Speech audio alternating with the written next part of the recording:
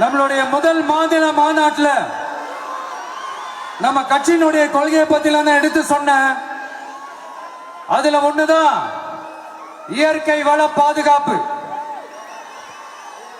சூழலியல் மற்றும் காலநிலை நெருக்கடியை எதிர்கொள்ளக்கூடிய இயற்கைக்கு ஊறு விளைவிக்காத பகுதிசார் மாநில வளர்ச்சி பரவலாக்கம். இதான் நாம் அறிவிச்ச அந்த கொள்கை.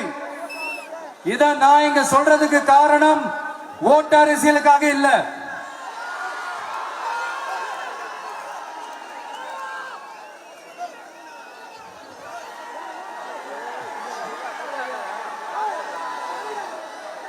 இன்னொரு தீர்மானம் அதே மாநில மாநாட்டில் நான் சொன்னேன்.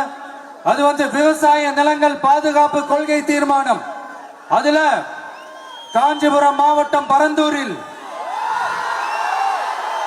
1000க்கும் மேற்பட்ட ஏக்கர் பரப்பளவில் 13 நீர்நிலைகளை அழிச்சு சென்னையை நிரந்தரமாக வெள்ளக்காடாக்கும் திட்டத்தை ஒன்றிய மாநில அரசுகள் கைவிட வேண்டும் வலியுறுத்தின.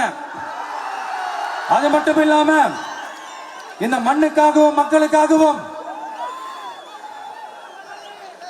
நம்ம விவசாயிகள் பாதிக்கிற இந்த திட்டத்துக்கு எதிராக சட்ட போராட்டம் நடத்தவும் தயங்க மாட்டோம்னு சொல்லியிருந்தோம்.